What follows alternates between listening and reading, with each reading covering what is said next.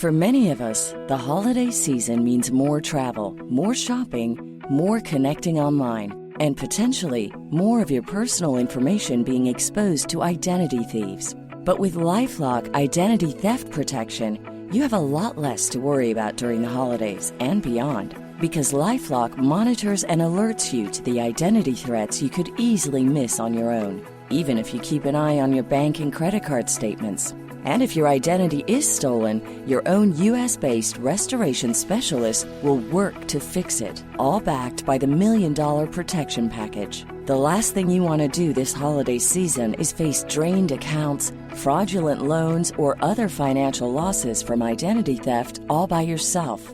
Gift yourself the peace of mind that comes with LifeLock and spend more time doing more of the holiday things you love. Go to LifeLock.com/ACAST to save up to 25% your first year. That's LifeLock.com/ACAST for 25% off.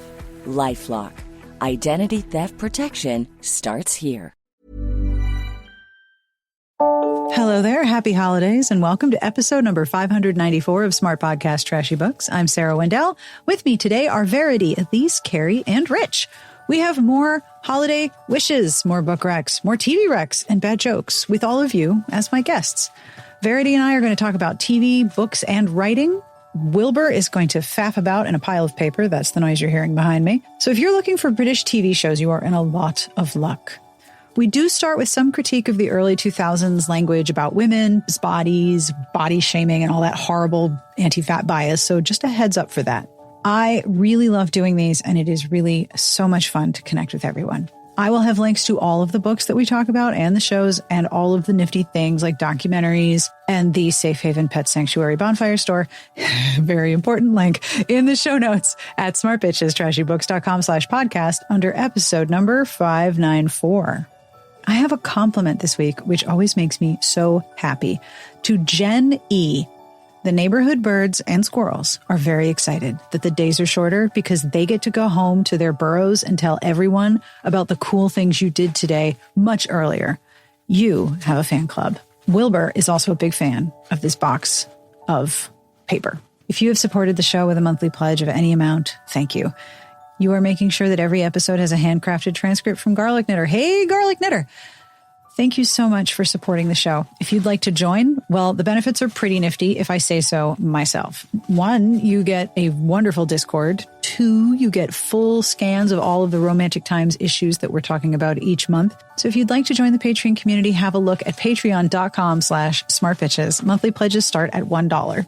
And it would be lovely to have you. Support for this episode comes from Lumi Deodorant. If your resolution for the new year is to take good and kind care of yourself, have a look at Lumi Deodorant. Lumi is a game-changing whole-body deodorant designed by an OBGYN that is clinically proven to block odor all day long, thanks to its one-of-a-kind pH-optimized formula. We have a special offer. New customers get $5 off Lumi Starter Pack with our exclusive code. Use code SARAH30 at LumiDeodorant.com. That's LumiDeodorant.com. How does it work? Well, Lumi is formulated and powered by mandelic acid to stop odor before it starts. It's more like a pre-odorant, and it can control odor for up to 72 hours. It's a first of its kind, too. And as I've mentioned before, my teenagers made off with all of my Lumi products, and they really like how well they work, especially after gym class at school, I'm told. And I like it because it's gentle on my skin, which is very sensitive. I've also been doing research and found a lot of people online love Lumi, especially if they struggle with self-consciousness or are stressed about body odor. Lumi's starter pack is perfect for new customers. It comes with a solid stick deodorant, cream tube deodorant, 2 free products of your choice like a mini body wash and deodorant wipes, and free shipping. As a special offer for listeners, new customers get $5 off a Lumi Starter Pack with code SARAH30 at LumiDeodorant.com. That equates to over 40% off the starter pack when you visit LumiDeodorant.com and use code SARAH30.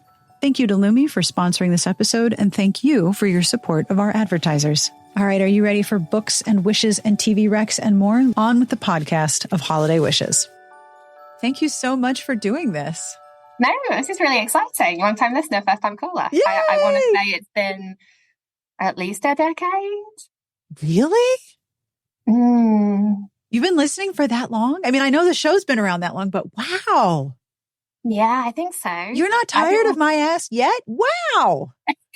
I'm trying to think because I've been working like there's some stuff that I absolutely totally remember where I was doing that I was listening to that authors that I came across listening to the podcast. And it's weird how I don't know. I discovered again in COVID that my memory is very situational. Yes. I can remember where I was when things happened.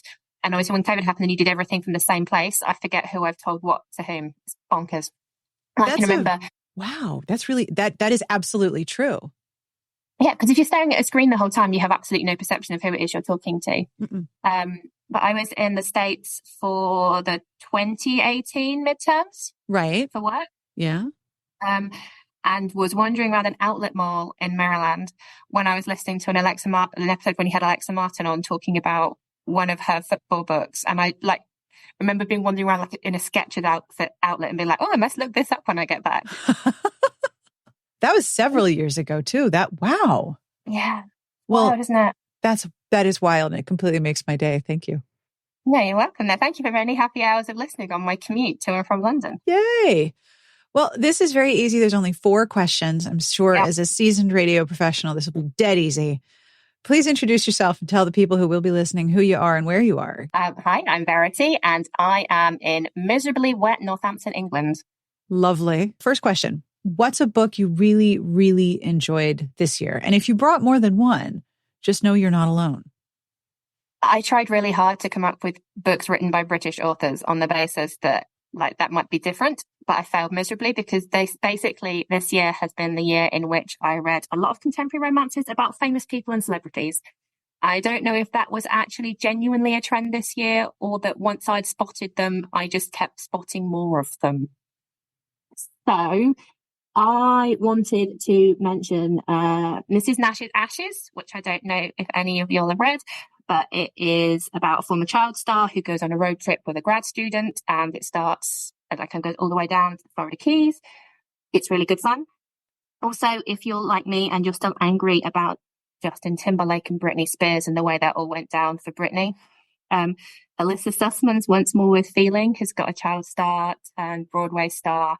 And if you lived through that particular early 2000s sort of celebrity culture, I think that the heroine's journey will really appeal to you as a sort of revenge thing. Isn't it wild how Alyssa Sussman through her books is like, let's just take a collective look at how we talked about celebrities 20 years ago. Let's just look at that for a minute because it was so messed up. It really, really was. And it's only going back now and watching some of the stuff again that I realize, in the same way that about 5 years ago, my sister and I realized that a lot of our shared language comes from Buffy.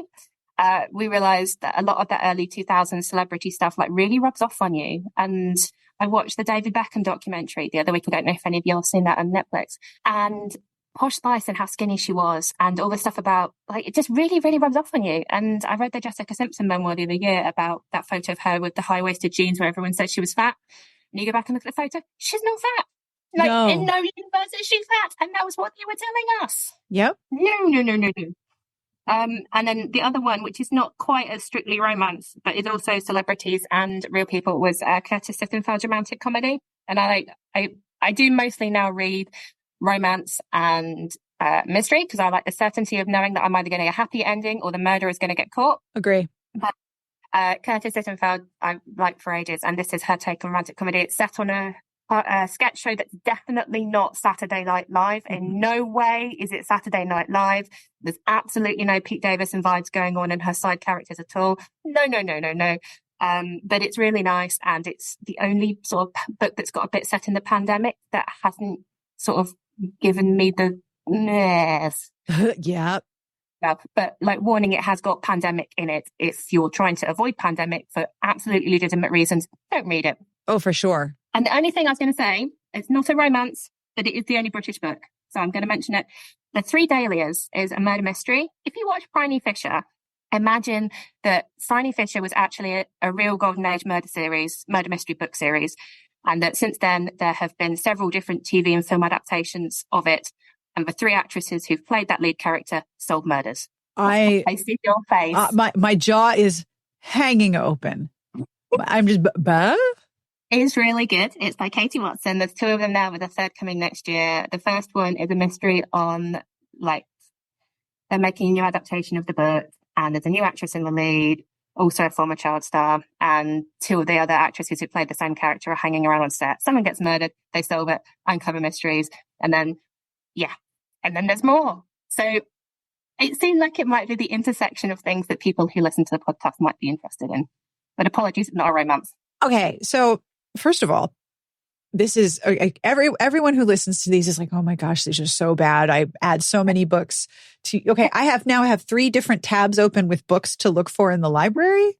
This is just as dangerous for me. I know I've seen this cover before, but you ever hear a description of a book and it's like someone has handed you the perfect hot beverage when you're freezing cold and you didn't know that was the flavor you wanted. And you're like, oh yes, this is exactly what okay, that is exactly what I needed. Oh, I'm excited. Imagine the book was written by sort of Agatha Christie-esque figure, but the heroine is Phryne Fisher sort of age rather than like Miss Marple. Yes. Here's a trend, because I'm looking at the listing on my Amazon for the US. Here's a trend that I could do less with. I could be very happy to see this go away. When people are listing the title and they list lots and lots of extra words. So the title of this TikTok sensation that will make you crazy. Yes. I hate it so much because the title of this book is The 3 Dahlias, an absolute treat of a read with all the ingredients of a vintage murder mystery. Janice Hallett, 3 Dahlias Mystery Book 1 by Katie Watson. There must be something in the way that SEO on Amazon works that means that people do this. So it's absurd, right? It's absolutely absurd. And I'm going to blame that book site named after a river for it, because I can't think who else it might be. But it must be that the keywords need to be in the title for it to be searchable, because I can't think why else anybody would be doing it. Because it drives me bonkers. And I've almost stopped buying books that tell me they're a TikTok sensation at this point. Like 4 out of 5 books claim to be a TikTok sensation. But I'm ready for people to stop listing all of these words in the title. It makes me nuts. Yeah, so annoying. It's so bothersome. I don't understand. I don't know if the US cover is as pretty as the UK one, but the UK one is sort of flowers and houses and gold. Yes, there's a couple of covers. The hardcover is a pale background and the digital cover is a red background, but it's 3 huge illustrated dahlias beneath a big stately house. The kind that, like, I look at that and I say, I don't want to mow the lawn and I don't want to pay the heating bill. Yeah, exactly. The cover thing is also totally cyclical now, because we're back down to sort of cartoon covers like we were getting on Chicklet, the Irish Chicklet, that I was reading in like the late 90s, early 2000s to date myself, having been through the photo covers, the headless women, the dogs. The random items, like here's a castle, here's a flower, here's a garden. Yeah.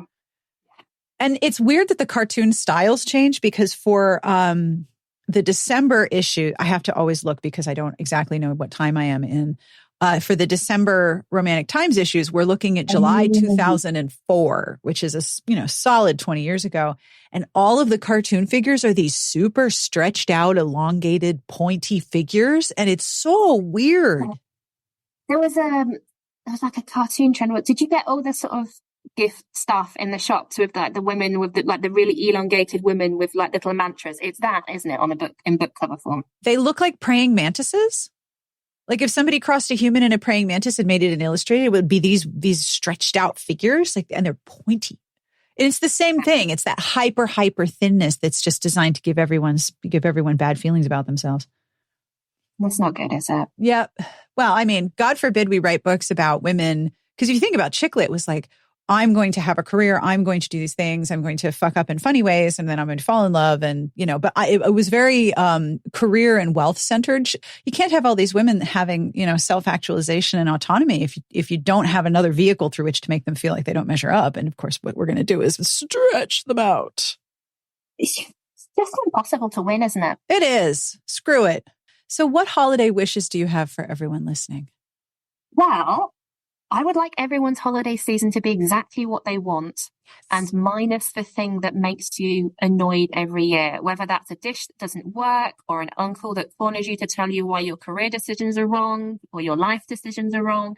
I would like you not to have that this year. I feel like the last 3 years have been pretty terrible, and like really sucked. So I think a holiday season where you can just do what you want and it all goes to plan is exactly what everyone needs. I love that because, I mean, there are things that tend to happen every year at the holiday season. One of the things that's so weird about holidays is that we tend to reinforce the same traditions without thinking about why we reinforce. And, you know, you do not have to have a tradition of dealing with things and people who are harmful. You can eschew that tradition. You can opt out of that. You can absolutely opt out of that. My mum decided that I didn't have to go to family gatherings if I didn't want to a few years back after two of my uncles decided to corner me and tell me why my life choices were wrong. And I felt a lot better for that. And I feel like everyone should have that moment. Oh, cheers to your mom. I feel quite lucky in my mum because she's very good and she doesn't really mind about where we go for Christmas or what we do. My dad's parents divorced and they had 3 sets of parents essentially all wanting them to go to them for Christmas. And she was like, it was awful. I'm never going to do that to you. You do what you want. Be nice to see you, but you do what makes you happy. And I feel like that's a really nice attitude. And I'm glad that she's like that. I am so a fan of your mom now. I'm a big fan. Please tell your mom that she has a fan club of 1 in Maryland and it is me. Yep, I will tell her. So I hope that everyone has the festive season that they want and it's unbothered by awful people and there's some good telly. If people still watch telly, I hope there's some good telly. I'm trying to think if there's anything else good that's on TV at the moment. Do you get the UK version of Ghosts as well as the American version of Ghosts? Yes, we got both of them. The last ever UK episode of Ghosts coming at Christmas this year, and that is the one thing that I'm really looking forward to. The last one, like the series finale? Yeah, we've had the last series and the Christmas special, which I don't know what day it's on yet, but the Christmas special is the last one. Apparently. Oh, that's awesome. That's so sad. I love how there's this very specific flavor of television programming there where you have the Christmas special, like a very much loved property from other times in the year will have a very cozy Christmas special. Like the Vicar of Dibley Christmas specials, top shelf.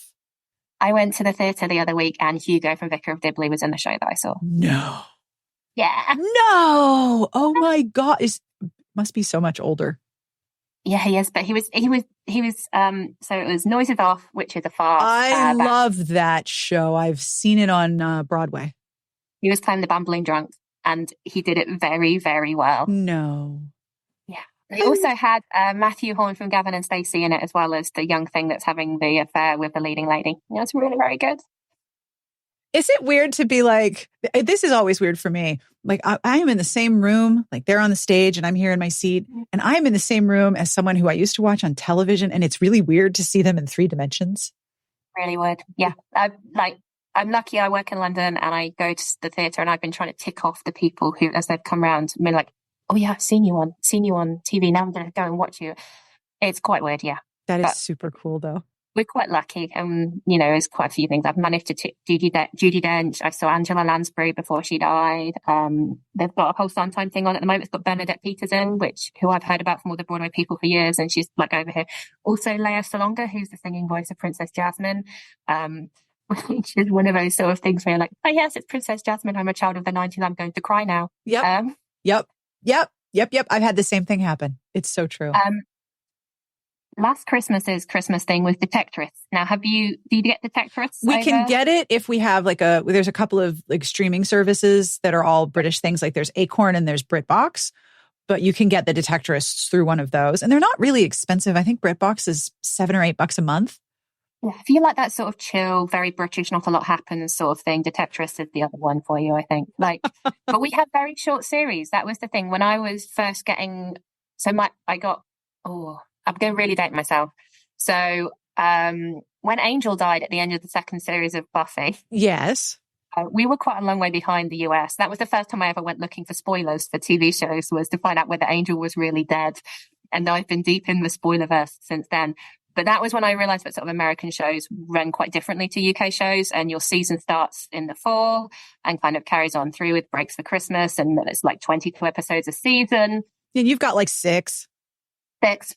Just 6. We don't do that. We don't have as many much smaller country. Don't have as much, just don't. And so all these 22 episode seasons is like, And the whole thing about getting to 100 episodes to get the syndication, what even is that? What is syndication? I still don't get it. Okay. I will tell you if you'd like. So it used to be when we had cable, it used to be that there were shows, or there were channels rather, that would be kind of local, but have a very wide broadcast area, or they would start out as a local station, like Chicago had WGN. And there were some New York stations. And then when they got hooked up to the cable networks, then suddenly everybody across the country had access to these, what were formerly regional stations. And the regional stations don't have a lot of original programming. So they will buy the rights in syndication to older shows and rerun them. So it used to be that you could turn on the television and someone was replaying Law and Order. Somewhere, someone was playing a flavor of Law and Order. But that also goes for old TV shows like Frasier. Friends was in syndication for years. It was easy to fill a broadcast schedule when you could buy the licensing of a show. And it really wasn't an option to license a show for syndication to show on other networks until it passed 100 episodes, because then they could bundle it up. What that means for the actors and the crew and everything is that they get residual payments and they get money, which is why they went on strike, because that doesn't happen as much anymore because we don't have broadcast cable. We have streaming. And so if you get like Netflix and they're just like, here's all of Friends, the money that the actors and the crew get for that, especially because it was too early to be specified in the contracts, is a lot less. It's like streaming a song is like 1/1000th of a cent for the artist or some nonsense like that. But yeah, that's what syndication means. And it doesn't happen as much anymore. Whereas our TV over here, it's so much smaller than yours because we don't have the same sort of size of country. So we have regional telly, but it's basically just the news. So 6:30 in the evening, you can have your local news, and that's your local TV. Then there's like, when I was in the States, I was a bit like, oh, so you can watch different sports depending on where you are in the country. We don't have that. You can't watch the Saturday afternoon soccer game on telly at all. None of them are on TV. If you want to watch them, you have to pirate it in from outside the UK, because the idea is that they want you to go and watch your local team live, whether it's like lower league or Premier League. They want you to go and watch it. Or you go to a bar and the bar has it. Well, has it? Yeah. So do you have a bad joke? No, but I'm looking forward to hearing everybody else's, because I'm very bad with jokes. I get it from my mum. And I just, no, sorry. I apologize. Please do not apologize. I offer the opportunity, but not everyone wishes to do this. And it is totally fine. We have a surfeit. We have a cornucopia of bad jokes. Oh, great. Thank you very much for doing this. This has been so much fun. Thank you so, so much. It was really a delight. And thank you for listening for such a long time. I imagine that you are very tired of my voice. Yeah, it's weird. I used to have this, one of my first jobs in the organisation I currently work for, I used to record the weather people doing their weather broadcasts for overnight. Right. And then they'd phone up and they'd look straight down their camera at you like this and be on the phone to you. But obviously you couldn't see them because you didn't have a camera. You just had a screen. They'd be on the phone to you talking to you. And you'd run into them around the building. You'd be like, hi, how are you? And they'd be like, who's this crazy lady talking to me? Because they had to see what you look like. And you'd say, oh, it's Verity from the phone calls. And they're like, oh, yeah, right. This is a bit like that. Like, I've been listening to you talking for so long, I forget that I haven't actually talked to you before. Well, thank you. Well, let us chat again soon. And please tell your mother Merry Christmas. I will do. I am Elyse. I'm a reviewer for Smart Bitches Trashy Books, and I do the Bachelor Bachelorette recaps. And I am in the beautiful state of Wisconsin, where today that we're recording this, there's much speculation about whether Taylor Swift is going to be in Green Bay or not. She's going to be wearing so many layers if she's in Green Bay. I feel like Taylor would be fucked with Wisconsin, and I respect that about her. So what is a book or books, because people have brought more than one, what is a book or books that you really enjoyed this year? Tell me. Okay, so my favorite book this year, hands down, was The Adventures of Amina al-Sarafi by Shannon Chakraborty. It is a high fantasy adventure book set on the Indian Ocean. And the heroine is a retired pirate. And she has to get the band back together for one last job to rescue a girl. And it's very much, if you have ever played Dungeons and Dragons, the book unfolds like every campaign I've ever been on, where nothing happens the way it is supposed to happen.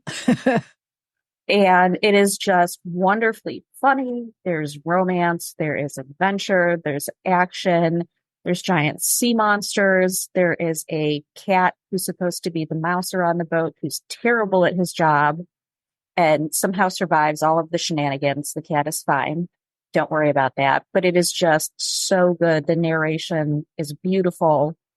And my husband listened to it on audio and confirmed that the audiobook narration is just as fantastic as reading the book. That is excellent. The character's voice really comes through. That is excellent. So good. I read this book on vacation and I was supposed to be out doing things. And I was like, no, I'm going to sit in my hotel room and read this book. I do not wish to do things. I wish to read book. This may make sense. Yes. So each chapter opens up with a scribe who is writing down the story of what happened as Amina, the main character, is telling it to him. Oh. And so you get like a little bit of the scribe's like official narration, more formal, and then you jump into her point of view. Oh, that's fun.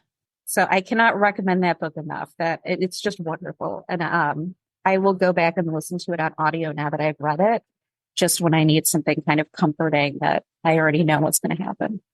I have been listening to the audio of A Wizard's Guide to Defensive Baking. Okay.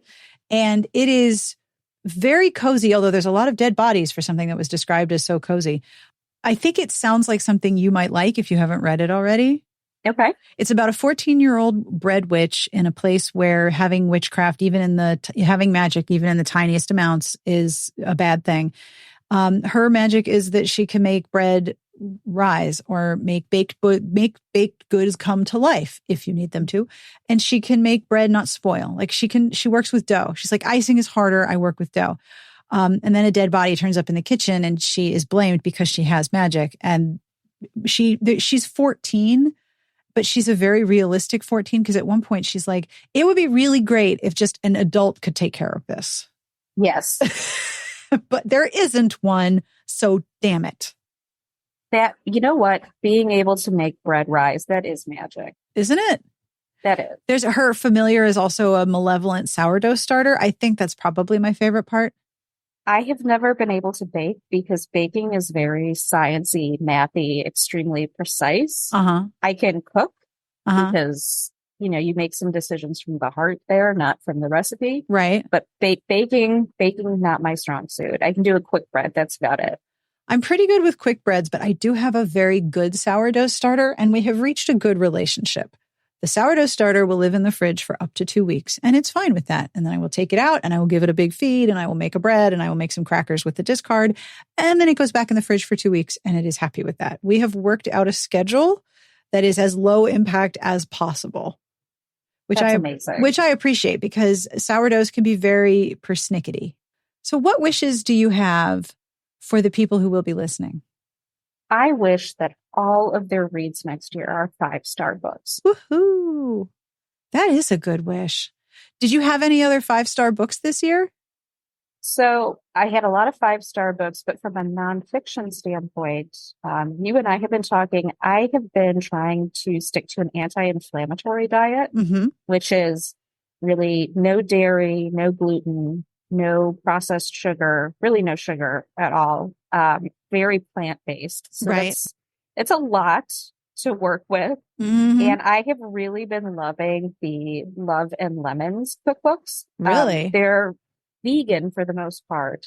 I think they might all be vegan, but they have some really amazing plant-based recipes in there. There's 3 of them, I believe, that are out there, and they are on Kindle too. What was that Instant Pot cookbook that you had recommended? I think there was an orange beef recipe that you really liked. Everything in there is so good. So the author's name is Brittany Williams, and it's called Instant Loss. And they're marketed as weight loss cookbooks, which is bullshit, because if you read the introduction, her kid had juvenile arthritis. And so she went on this heavy duty anti-inflammatory diet to take care of her kid. Her Instant Pot recipes are phenomenal. She's got, orange beef or orange chicken, beef and broccoli. She has a corn chowder that I make all the time. It is so good. She's got a chicken tortilla soup that's fantastic. Everything in there is just phenomenal. That's So awesome. I highly, highly recommend her cookbooks. Those I all have in physical copy because I forgot them constantly. Yeah, I have a few that are cracked right at the spine of the recipes that I use the most, and I've written on them. Okay, so do you have a bad joke? So I have a story about a bad joke, and it's a little inappropriate, so it's up to you if you want to keep it in the podcast or not. I'm pretty sure I will, but go ahead. Okay. So around Halloween, I picked up my 14-year-old niece, and she says to me, my friends were laughing at this joke at school, and I don't understand it, and I was too embarrassed to ask them. And I said, okay, what is it? Oh boy. And she goes, why can't you get pregnant having sex with a vampire? And I said, why? And she said, because they can't come inside unless they're invited. And I said, okay, so in order to get pregnant, the man has to ejaculate. And she looks at me like I am the stupidest person on earth. And she goes, Auntie Elyse, I know that. I don't understand vampire part.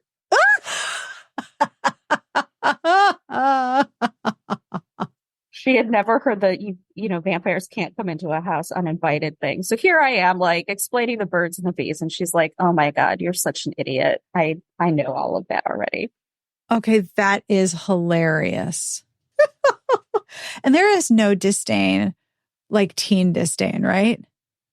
And they are so different, like the level of knowledge that they have, which is a good thing that we did not have growing up. Like, I am amazed, and actually it makes me quite happy. So they're a lot more savvy than we were, I think. Oh, they really are.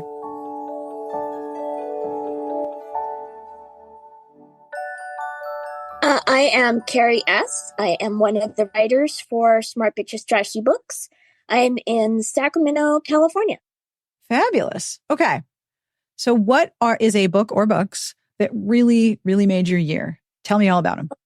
Mine is The Adventures of Amina al-Sarafi. I'm guessing at pronunciation. And it came out at the end of February this year. And I loved it so much. It had everything. It was like the intro to A Princess Bride, where he says, this book has good men, bad men, fencing, torture, adventure, romance, right? Like everything was in it. It was spectacular. So that is definitely my pick for the year. I loved that the main character is around my age. I liked it that she was a mother and trying to kind of rediscover her pre-mothering identity and as a mother, which I think a lot of us deal with in life.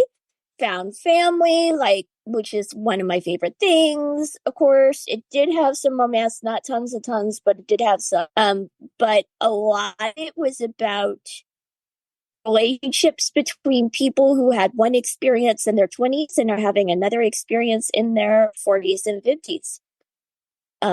But on a pirate ship. Awesome. Well, in complete silliness, I talked to Elyse, and she recommended the exact same book. Two of you have both said that you liked it. Wait, does that mean that I get a second book? Would you like a second book? If you would like a second book, you may have a second book. I would like a second book. I really liked The September House, and it is emphatically not a romance, super not a romance. I have to admit that most of my favorite books this year were romance adjacent, but not actually romance novels. Although at the very last minute, just sneaking into the end of 2023, I did read The Marquis Who Mustn't by Courtney Milan, which is a romance novel, and I adored it. So that's my romance novel for the year. But The September House is definitely not a romance novel. It is a horror novel, but a lot of it involves, again, it's a woman with an adult daughter, relationship between the mother and the daughter, the mother and her husband, of whom I will say nothing, and the interesting things that happen with this house, which is a house that is so extravagantly haunted that the protagonist, the mother, has kind of just sort of gotten used to it and is like, every time, morning she wakes up and there's blood pouring down the walls and she's like, oh, I guess I better move that chair. I don't want that to get stains on it. And that ties into the things she accepts about her life in general and her relationship with her husband and what she's going to allow to continue. So I don't want to give like all the twisty stuff away, but totally different book than the other two that I mentioned. The Marquis Who Mustn't is a nice warm hug from Courtney Milan. I loved it, loved it, loved it. Although it also had stuff between mothers and daughters. So I guess that's a big thing for me right now. Bit of a theme. Older mothers and their adult daughters. And then, of course, both of those were completely different from the adventures of Amina, who is running around on her pirate ship fighting tentacled sea monsters. As you do. As you do. So see, I did sneak 3 in there. Well played. I'm very impressed. What are your holiday wishes for people who will be listening? I hope that people will be kind to themselves. And I hope that people will be kind to other people. And I hope that we will all find a balance between kindness and accountability with ourselves, with other people, with broader issues happening in the world. I know people are really stressed out right now. If you are a woman during the holidays, remember that it is okay to buy it from the store. I thought about this a lot, but I really struggled with this year because I think that we're sort of in an era where that tension between kindness and accountability is really strong when it comes to tiny little things like, should I make the cookies or buy the cookies? And when it comes to huge, giant issues of war and peace. So good luck to all of us on all the things. And for heaven's sake, just buy the cookies. It's okay. As someone who has a potluck this week and has a box of Costco assorted cookies in her pantry for that potluck, I agree. Queen. And no one will be unhappy with Costco cookies. They're as big as your face. So did you bring a bad joke? I did. It's a terrible joke. Oh, I am so excited. It's from Reader's Digest, so you know that it is both bad and good. What do you get when you combine a rhetorical question and a joke? That's it. That's the joke. That's the whole thing. It's a rhetorical question. That is the most Reader's Digest joke I have ever heard. And my parents subscribed. So there was a lot of Reader's Digest in my life growing up. That is choice. I picked the least one. I mean, that one is kind of a little bit, writery, right? Rhetorical question. Yeah. Oh my God, no, there's so much worse ones. I picked the best one. I'm like scrolling. What do you call a fish with no eyes? What? A fish. Applause. All the applause. Thank you very, very much. Clearly, I need to get the Reader's Digest on my phone next time I do recording. That's the kind of sophisticated humor that you can count on me for. I appreciate it because it's the very best kind. And I hope you and your family have a very happy holiday. And I, same to you and same to our readers and our listeners. My name is Richard. I am also known as Mr. Elyse in many places. I am the quasi wingman for Elyse when she does the Bachelor and Bachelorette shows so that she doesn't gnaw off one of her own limbs. We're in the Midwest. And you run the coffee shop, right? Well, yeah, technically I'm the daytime manager, which sounds really impressive. On my Facebook, I put that I am the Emperor of Espresso, because I thought, that would work out really well. Yeah, the coffee shop is a coffee shop here in Appleton. We have our partner that we're partnered up with is Safe Haven Pet Sanctuary. So we've adopted out, I think it's 190 cats already. That is so awesome. Congratulations. So yeah, I get to make and sell delicious coffees and stuff like that, and hang out with cats often. So it's a fantastic job. You can visit us on the interwebs, get material for us. Probably my favorite item that I've ever bought from the Boffy shop is if you go to our Facebook page. Sorry, little plug here. My apologies. If you go to our either Facebook page or our website, that there's a link on our merchandise down at the bottom to Bonfire. Yep.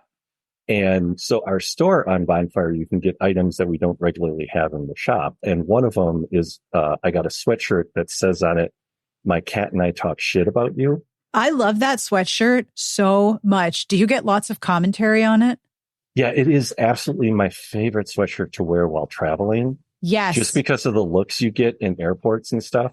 I've actually had a TSA agent pull me over and ask why my cat's talking shit about them. And this was when Sweet Lady Pudding was still around. And I said, well, she's an old, Siamese, so she talks shit about everybody. She'd be the old lady that if your ball fell in their yard when you were playing as a kid, they'd go out, pick it up and walk back in the house. Yep. So tell me, what is a book that rocked your world this year?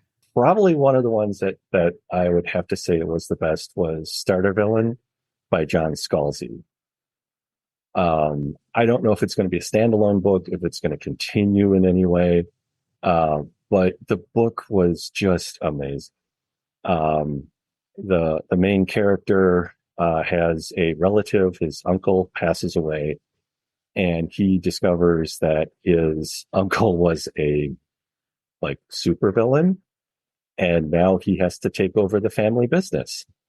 One of the bigger surprises is the cats that he had, the cat he had, and then the kitten that he had just found in the beginning of the book. Both are sentient, and the cat he had for quite some time had been spying on him, and actually was into real estate and had her own house just down the street. Much nicer house than his, actually. I completely can see a cat acquiring their own house to get away from the humans.